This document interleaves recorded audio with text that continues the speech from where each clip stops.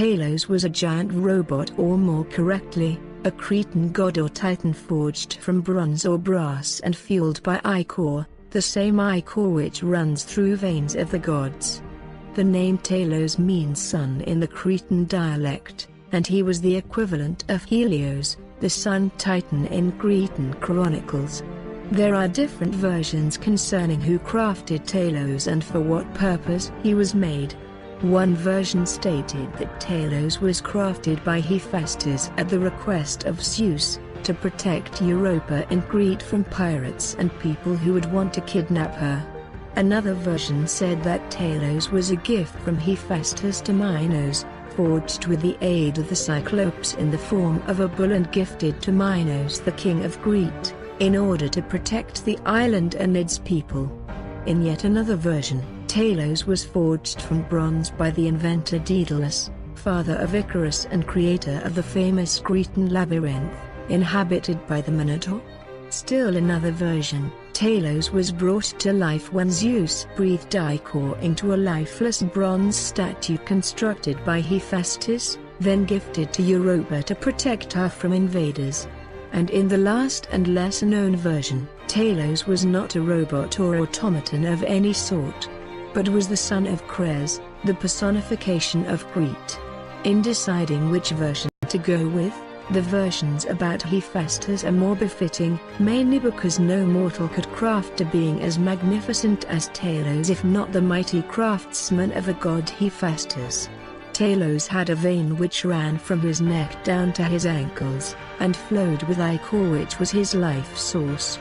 Ichor is what runs through the veins of gods, titans and other immortals instead of mortal blood. However, it was toxic to mortals and killed them instantly. It was ichor that gave Talos life, just like the Greek gods and titans. This is why Talos is better referred to as a Cretan god, or titan, because of his size. The vein through which the wonderful fluid flowed was secured by a bronze nail in each ankle. Talos was tasked with protecting Europa, or more commonly, the island of Crete, from invaders, as the island had no walls protecting it. 3 times a day, this powerful giant circled the whole island, which was over 3,000 miles. Whenever Talos sighted foreign ships approaching the Cretan coastline, he would hurl giant rocks at their vessels. If that failed to deter or destroy the enemy, Talos would magically set himself on fire and heat up his metal exterior until it was red hot.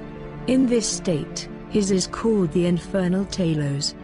The intruders would then suffer his agonizing legendary deathly scream or embrace, which will leave them both crushed and burned to death at the same time. In addition, the victim's charred corpse would be left with a hilarious look of pure terror and pain on its face. Aside protecting Crete, Talos was tasked with another important role. He helped to enforce the divine law on the island. He would carry massive bronze tablets with all the laws inscribed on them to all the villages on the island 3 times a year.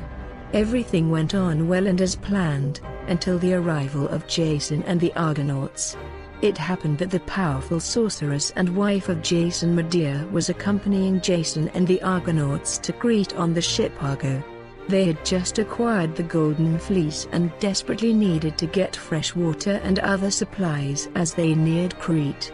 Knowing what they were going to encounter, Jason pleaded with Talos to let them take the little things they were in dire need of, and then get off the island as quickly as possible.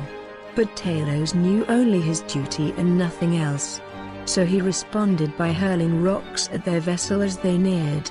Hence, Jason and his men had only 2 options: to die a painful death or to use trickery and sorcery to overcome the invincible Talos. So Medea the sorceress quickly set to work before it was too late. She began to charm Talos with her seductive incantations. After quite a while, Talos began to succumb to Medea's magic. Not wasting a moment, she removed the bronze pegs from his ankles, and all the ichor drained from his body. The great giant then collapsed to the ground and gradually died.